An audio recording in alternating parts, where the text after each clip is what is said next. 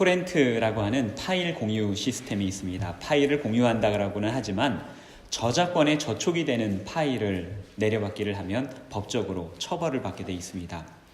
법에 저촉되는 그러한 컨텐츠는 주로 영화라든가 노래 같은 것입니다. 보통은 파일을 제공해 주는 사람이 처벌을 받지 파일을 받는 사람은 처벌을 받지 않습니다. 그런데 이 토렌트라고 하는 시스템은 내가 파일을 다운받게 되면 동시에 내가 받은 만큼 다른 사람들에게 공유하게 되어 있습니다.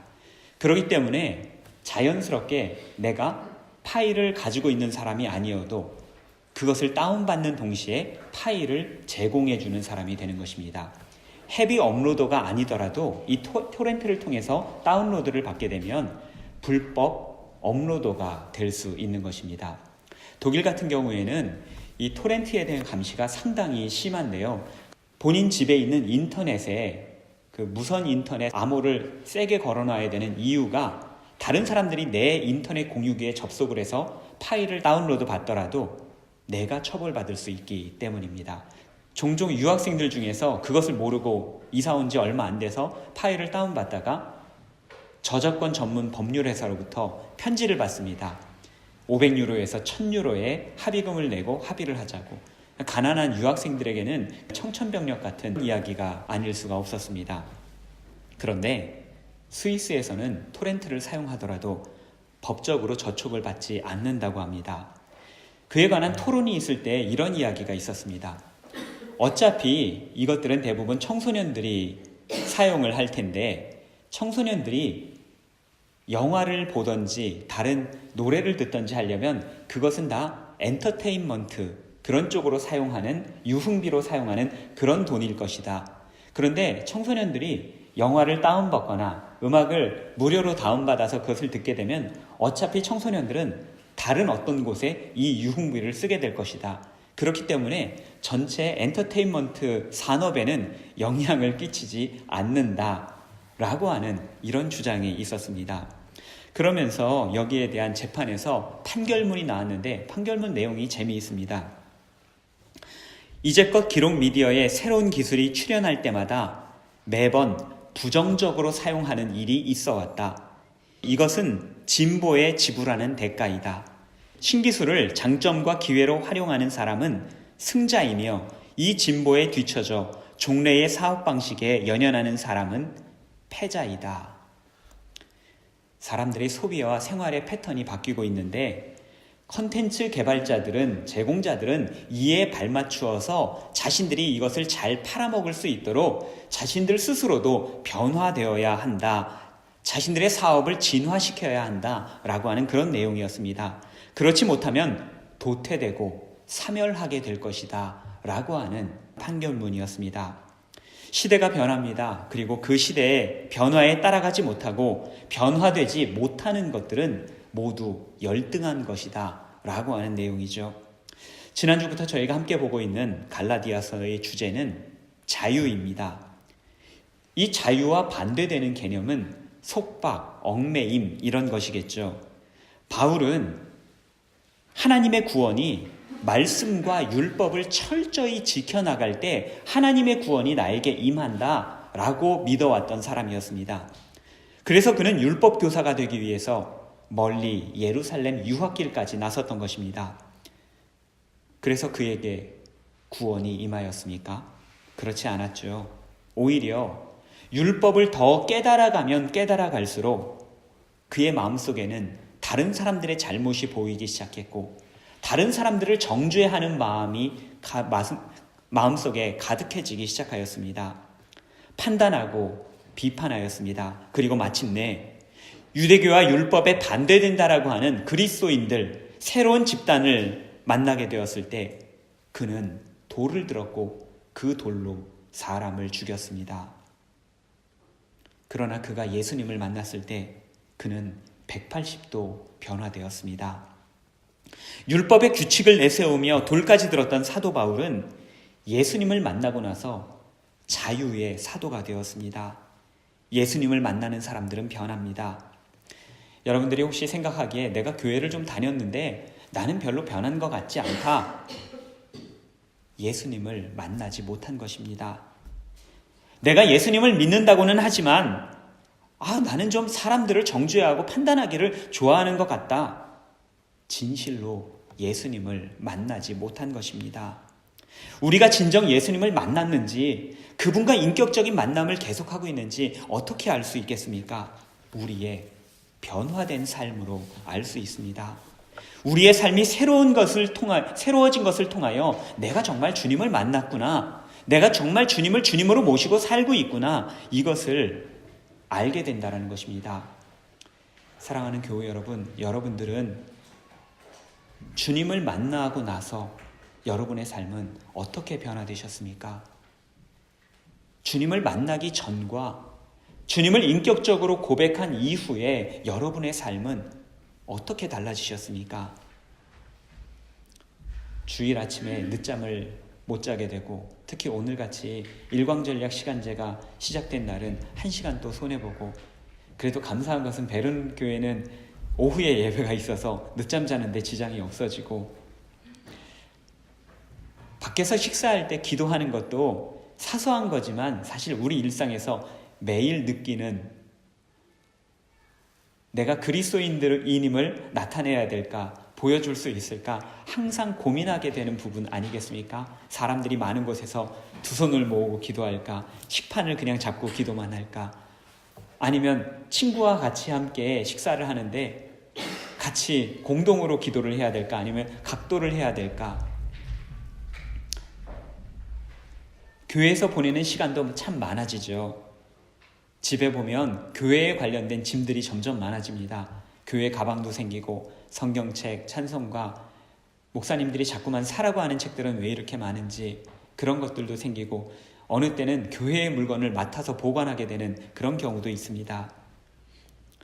자동차 안에 십자가를 걸어두기도 하고 뒷공무니에 물고기 마크를 붙이기도 합니다. 사실 이러한 변화는 소중한 것입니다. 사람들의 시선에 상관없이 내가 그리스도인임을 보이면서 드러내면서 사는 것, 아주 작은 부분이지만 사실은 사소한 거지만 그래도 이런 것들도 우리의 변화된 삶의 중요한 부분들입니다. 그러나 더욱더 중요한 것은 우리의 세계관이 변해나가는 것입니다. 세상을 바라보는 우리의 관점이 바뀌어야지 비로소 우리는 변화된 삶을 산다라고 이야기할 수 있는 것이죠. 얽매이고 속박되었던 그 시선으로 세상을 바라보면 우리는 세상을 판단하고 정죄할 수밖에 없습니다. 그러나 그리스도께서 저와 여러분을 자유롭게 하셨습니다. 이 믿음으로 세상을 바라보자 오늘 바울이 저와 여러분에게 권면하고 있는 것입니다. 그렇다면 우리가 그리스도인으로서 새로운 세계관으로 살아가려면 어떻게 해야 할까? 우리의 삶의 변화를 일으키는 원동력은 무엇일까? 오늘 바울은 그것이 생명이다 우리에게 말해주고 있습니다. 20절 말씀입니다. 내가 그리스도와 함께 십자가에 못 박혔나니 그런즉 이제는 내가 사는 것이 아니요 오직 내 안에 그리스도께서 사시는 것이라. 이제 내가 육체 가운데 사는 것은 나를 사랑하사 나를 위하여 자기 자신을 버리신 하나님의 아들을 믿는 믿음 안에서 사는 것이라. 참으로 많은 분들이 좋아하고 아끼는 그러한 말씀입니다. 바울은 여기에서 자신이 삶에 대해서, 죽음에 대해서 어떻게 생각하고 어떻게 믿고 있는지 우리에게 고백을 하고 있습니다. 나는 이미 죽은 몸이고 지금 사는 생명은 예수 그리스도로 인해서 새롭게 된 새로운 삶을 살아가는 것이다 라는 것이죠. 우리 교우님들을 보다 보면 소위 죽다가 살아나신 분들, 죽음의 문턱까지 갔다가 하나님의 은혜로 극적으로 살아남을, 치유되는 것들을 경험하신 분들, 그런 분들의 삶이 획기적으로 아주 새롭게 바뀌는 그런 모습들을 종종 경험을 하게 됩니다. 제가 신학대학원에 다닐 때 성종현 교수님이라는 분으로부터 신약신학이라고 하는 수업을 들었습니다. 아마 제가 이렇게 교수님 성함을 말씀을 드려도 교수님 성함을 들어보신 분이 아마 안 계실 것입니다. 나름 뛰어난 학문적 소양을 가지고 계시고 저희 바닥에서는 꽤 유명하신 분이지만 일반인들에게 알려질 이름은 아니겠죠. 외부 사람들도 이분을 어느 정도 아시는데 어떻게 아시냐 하면 핑클의 성유리 아빠라고 알고 계십니다. 이분이 쓴 책이 중요한 책 2권이 있는데, 한 권은 신약학 개론, 그러니까 모든 신약을 공부하는 모든 저희 교단의 학생들은 이분의 책으로 공부를 시작을 합니다. 입시도 이걸로 준비를 하고, 그래서 심지어 신약 노란 책 하면 성종현 교수님의 책을 다 생각을 할 정도입니다. 그리고 또 다른 책은 신약 헬라어 사전. 우리가 사전이라고 하는 것, 누군가 사전을 만드는 사람이다 라고 한다면 이 사람이 얼마나 철저한 사람인지 대충 그 성격이 짐작되는 대목입니다. 저 역시도 이분이 굉장히 무서운 분이다, 그리고 철저한 분이다, 숙제 같은 것도 굉장히 많이 내주고 조심해야 된다, 이런 이야기를 듣고 제가 수업에 들어갔는데, 그런데 생각만큼 수업이 그렇게 엄하지도 않고 교수님은 늘 편하게 대해주시면서 은혜를 달고 다니시는 겁니다. 나중에 듣게 된 이야기인데, 교수님께서 죽음의 문턱까지 갔다 오신 다음에 치유되고 나신 다음부터는 완전히 달라지셨다라고 하는 것입니다. 심지어 TV에서 성유리 아빠로 출연을 하신 적이 있는데, 강아지를 안고 이렇게 출연을 하시고 있는 모습이 완전히 동네 아저씨 같은 것입니다. 어떻게 사람이 그렇게 변할 수가 있을까? 생명보다 더 소중한 것이 없다라는 것을 깨달았기 때문입니다. 생명의 소중함에 비해서 우리가 삶에서 만나는 여러 가지 크고 작은 갈등들, 어려움들, 이런 것들은 고작 인생의 양념에 불과할 것이다. 그렇게 알고 깨달은 것입니다. 헬라어 단어 암기도 중요하고 개념 하나 명확하게 아는 것도 중요하지만 생명이 없으면 아무것도 아니기 때문입니다. 죽음의 문턱까지 가니 내 생명을 살려주시는 하나님의 은혜, 그것 말고는 그 어떤 것도 소용이 없더라 라고 하는 것을 깨달은 것입니다. 이렇게 변화된 사람들은 성경에서, 그리고 교회 역사에서, 우리 주변에서 수도 없이 찾아볼 수가 있습니다.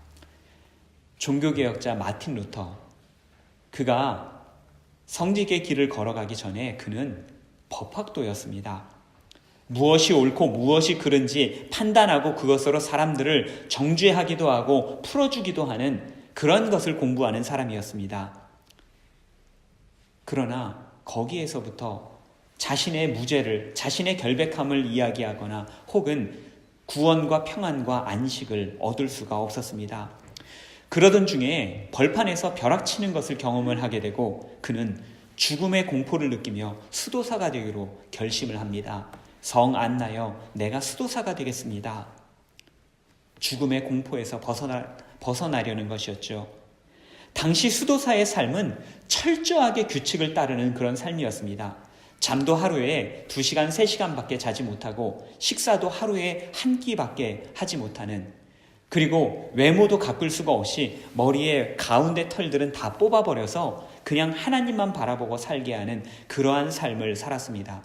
혹시라도 공동체 생활에서 잘못을 하게 되면 모두가 모인 자리에서 자신의 죄를 고백하고 석고대죄를 하는 그러한, 어떻게 하면 좀 더 바르게 살고 어떻게 하면 좀 더 그 규칙에 따라 온전하게 살아갈까, 그러한 삶을 살았습니다. 당시 수도사의 삶을 생각을 해보면 성서시대의 바리새인의 삶은 비교도 안 될 정도로 철저한 삶이었습니다. 그렇게 살아가고자 노력을 했지만 여전히 그의 마음속에서는 빛이 없었습니다. 그러다가 로마서를 통하여 하나님의 은혜를 발견합니다. 그것이 바로 종교개혁의 시발점이 되었습니다. 로마서와 가장 가까운 내용을 담고 있는 바울의 서신이 바로 우리가 읽고 있는 갈라디아서입니다. 바울이 가장 좋아하는 서신은 로마서였고, 2번째로 좋아하는 서신은 갈라디아서였습니다. 얼마나 갈라디아서를 사랑했는지 그의 아내 카타리나 폰 보라를 부를 때 나의 갈라디아여 라고 부를 정도로 그렇게 갈라디아서를 사랑했었다고 합니다. 제 교수님도, 마틴 루터도, 그리고 사도 바울도 모두 마찬가지였습니다. 철저하게 법을 연구했고 율법과 말씀에 얽매여서 살아가고자 했지만 거기에서는 어떠한 생명도 얻을 수가 없었습니다.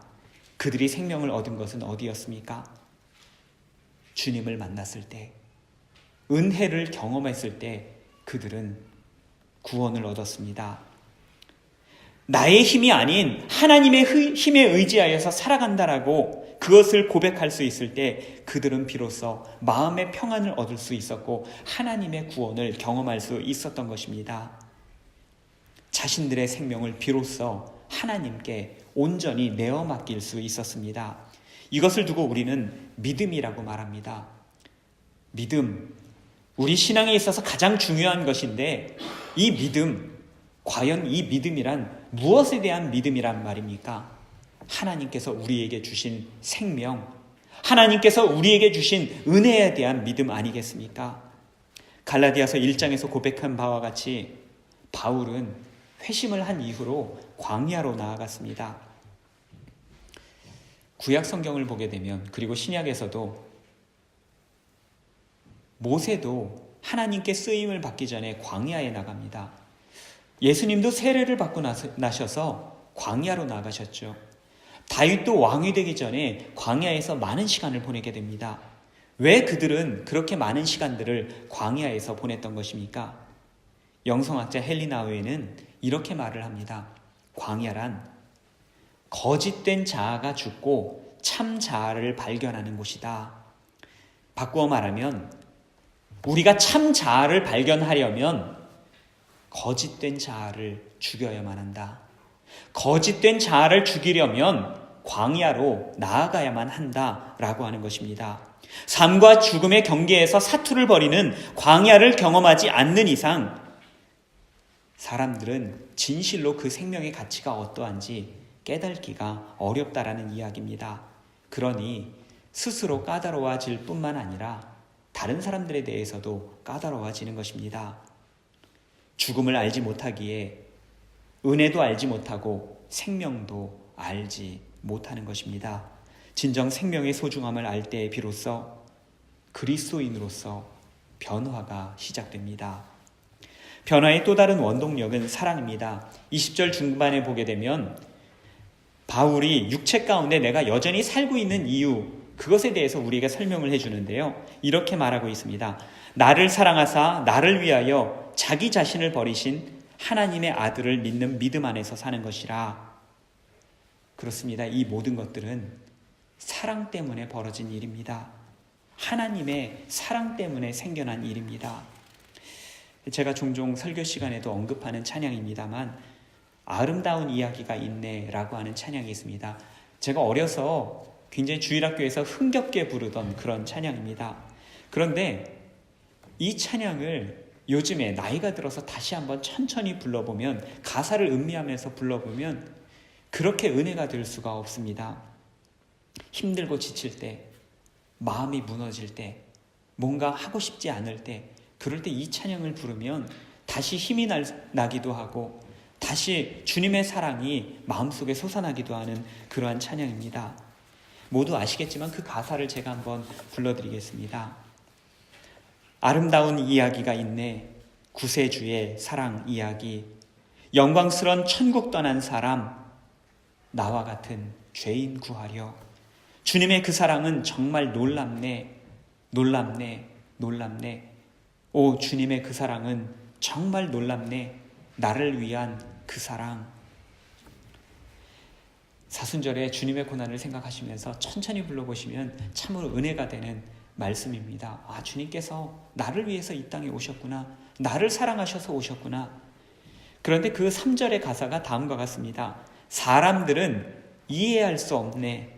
주를 보낸 하나님 사랑. 이 사랑이 나를 살게 하네. 갈보리 구속의 사랑.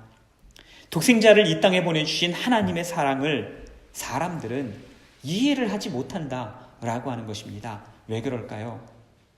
하나님을 알지 못하기 때문입니다. 하나님을 알지 못하니 하나님의 사랑도 알지 못하는 것이죠. 구약 성경의 아가서는 남녀의 사랑을 노래하는 성경입니다. 거기에 보게 되면 남녀의 사랑 같지만 실은 하나님과 우리의 사랑을 비유로 표현한 것이죠. 아가서 8장 6절에 다음과 같은 말씀이 있습니다. 사랑은 죽음같이 강하고 질투는 스올같이 잔인하며 불길같이 일어나니 그 기세가 여호와의 불 같으니라. 아가서는 하나님의 사랑이 불같은 사랑, 죽음같이 강한 사랑이다 우리에게 말해주고 있습니다. 이 뜨거운 사랑을 알지 못하면 아들까지 내어주시는 하나님의 사랑을 이해할 수 없는 것입니다. 다음 달 20일까지 사순절이 지속이 됩니다. 21일은 부활절이죠. 그 전날까지가 사순절이고 주님의 고난을 기억하면서 금욕하고 금식하는 그러한 기간입니다. 여러분들은 사순절을 어떻게 보내고 계십니까? 매주일 예배 드릴 때 사순절이다 광고하면서 그러면서 예배를 시작하는데 여러분들도 금욕을 하시고 혹은 금식을 하시면서 주님의 고난을 묵상하시면서 보내고 계십니까? 만약 그렇지 못하시다면 왜 지키지도 못하는 오래된 옛날 교회의 절기를 왜 이렇게 강조하냐 그런 생각 들지 않으십니까? 이때만이라도 주님의 고난을 생각해 보자는 것입니다. 광야를 경험해 보자는 것입니다. 죽음을 묵상하라고, 그리고 거기에서 생명의 소중함을 좀 느껴보고 그 생명들을 사랑하는 삶을 살겠다 다짐하는 그러한 시간 되라고 사순절을 보내는 것입니다. 법으로 죽음에 이르게 된 것을 사랑으로 일으키신 하나님의 능력을, 하나님의 은혜를 묵상하라고 사순절을 우리에게 주신 것입니다. 마블의 히어로 영화를 보게 되면 거의 주인공처럼 나오는 인물이 있죠. 아이언맨. 아이언맨 가슴에 항상 빛나는 것이 있습니다. 무엇입니까? 아크 원자로라는 것입니다. 아시는 분들은 어느 정도 매니아라고 하실 수가 있겠죠. 이게 원자력 발전소, 작은 원자력 발전소가 가슴에 들어가는 것이고 이 힘으로 아이언맨이 사람들을 구해주고 도와준다라고 하는 것입니다. 아이언의 힘의 원천이 이 원자력 발전소에 있습니다. 그렇다면 지금 여러분들이 살고 사랑하는 여러분들의 힘의 원천은 어디에 있습니까? 며칠 전에 제 휴대폰에 있는 성경 앱에서 사순절 말씀들을 계속해서 저한테 알림으로, 푸시 알림으로 보내주는데 며칠 전에 저한테 문자 하나가 딱 뜨는 겁니다. 능력은 어디서 옵니까? 그게 이제 저한테 딱 보이는데 능력은 어디서 옵니까? 이 말씀이, 이 문자가 마치 하나님께서 저에게 직접 하시는, 직접 물어보시는 그런 질문같이 느껴지는 겁니다. 김 목사야, 너 능력 있니? 너에게서 능력이 나오고 있니? 그렇다면 그것은 어디에 있는 것이, 어디로부터 비롯된 것이니? 하나님께서 저에게 물어보는 것 같았습니다. 제가 트람을 타고 어디를 가고 있었던 중인데 그걸 보자마자 가슴이 철렁하면서 제가 기도를 했습니다. 하나님, 능력은 저에게 비롯되지 않습니다. 오직 능력은 하나님께로부터 비롯됩니다. 하나님의 능력이 저에게서 나타나기 위해서는 제가 죽어야 합니다. 제가 죽어야 그 능력이 나타나는데 죽지 못했습니다. 저와 여러분 안에 그리스도께서 계십니다. 우리가 힘이 세고 우리가 능력이 많다라고 할 때는 우리 주님은 그 속에 감추어져서 보이지 않습니다. 그러나 우리가 우리의 연약함을 인정할 때, 우리가 죽어질 때 우리 안에 계신 그리스도께서 우리를 위해서 일하십니다. 우리를 붙들어 주십니다. 아크 원자로보다 더 크고 놀라운 사랑과 능력이 저와 여러분의 가슴 속에 있습니다. 그 사랑이 우리를 움직이는 힘이 되어야만 합니다. 그 사랑의 힘을 제한해서는 안 됩니다. 여러분들 안에 정말로 그리스도께서 계십니까? 죽음까지 이기시는 그 사랑이 여러분들 가슴에 지금 존재하고 있습니까? 성경은 하나님의 사랑에 대해서 다음과 같이 이야기합니다. 잠언 10장 12절 말씀입니다. 미움은 다툼을 일으켜도 사랑은 모든 허물을 가리느니라. 이 짧은 말씀은 하나님의 사람들이 하나님의 사랑을 가지고 이 세상을 살아가는 데 있어서 정말로 꼭 필요한 보석과도 같은 말씀입니다. 사람들은 누구나 허물이 있습니다. 실은 우리 모두는 허물투성이입니다. 그런데 사랑은 그 허물을 가려준다 말씀하고 있습니다. 남녀가 만나서 사랑을 하면 그 눈에 뭐가 씌었다라고 말을 합니까? 콩깍지가 씌었다고 합니다. 콩깍지 눈에 써보셨습니까? 콩깍지를 눈앞에 대게 되면 어떻게 됩니까? 아무것도 보이지 않습니다. 눈에 콩깍지가 씌어졌다라는 것은 그 사람의 실체를 보지 못한다라는 것입니다. 실제를 보지 못하고 그 사람의 단점들을 보지 못하니 그냥 무조건 좋다, 무조건 사랑한다 라고 하게 되었다 라고 하는 것이죠. 우리는 허물투성이인데 연약한 점도 많고 못생긴 부분도 많고 예쁘지 않은 것도 많은데 콩깍지 덕에 다 예뻐 보이고 허물이 보이지 않는다라는 것이죠. 성경은 사랑이 우리의 많은 허물을 가려준다라고 이야기하지 않습니다. 성경은 우리의 모든 허물을, 사랑이 우리의 모든 허물을 가려준다라고 이야기를 하고 있습니다. 만약에 여러분들의 눈에 누군가의 허물이 보인다면, 누군가의 잘못된 부분들이 보인다면 여러분들이 보는 허물만큼 여러분들에게 사랑이 부족하다라고 하는 것입니다. 그만큼 그것을 가려줄 만큼 여러분 안에 하나님의 사랑이 존재하지 않고 있다라고 하는 것입니다. 참된 그리스도인들은 눈에 콩깍지를 쓰고 다니는 사람들입니다. 그래서 다른 사람들의 허물을 보지 않습니다. 참된 그리스도인들은 첫사랑에 빠져서 그냥 아무것도 없이 좋아하는 사람들처럼, 구름에 둥실 떠다니는 사람처럼 그런 사람들이 되어야 된다라고 하는 말씀입니다. 베드로전서 4장 8절은 잠언 10장 12절의 또 다른 신약의 버전입니다. 무엇보다도 뜨겁게 서로 사랑할지니 사랑은 허다한 죄를 덮느니라. 사랑은 셀 수 없이 많은 우리의 죄들을 다 덮어준다 말씀하고 있습니다. 그렇게 되기 위해서 성경은 우리에게 뜨겁게 사랑하라 라고 권면을 합니다. 혹시 찬양 중에 뜨거워라고 하는 찬양을 아십니까? 이건 역시도 어린이들 찬양인데, 제가 이 찬양을 처음 들었을 때 저는 이미 이제 목회자가 되어 있었을 때 이 찬양을 처음 듣게 되었습니다. 아니, 세상에 하나님 찬양하는데 이렇게 경망스러운 찬양이 있나 싶을 정도로 그 율동은 또 얼마나 경망스럽습니까? 그런데요, 하나님께서 우리를 그렇게 뜨겁게 사랑하신다는데 조금 경망스러우면 어떻습니까? 하나님께서는 그렇게 사랑하시는데 우리는 점잖게 앉아가지고 나도 사랑해 이러면 하나님의 사랑에 대한 응답이 되겠습니까? 사랑하는 교회 여러분, 뜨겁게 사랑하는 저와 여러분이 되시기를 바랍니다. 그래서 모든 허물들은 보이지 않고 사랑의 기쁨으로만 충만한 우리 공동체가 되기를 간절히 바랍니다. 우리는 모두 십자가에서 죽은 사람들입니다. 바울이 고백한 것처럼 우리 역시도 십자가에 죽어야지만이 살아가는 사람들입니다.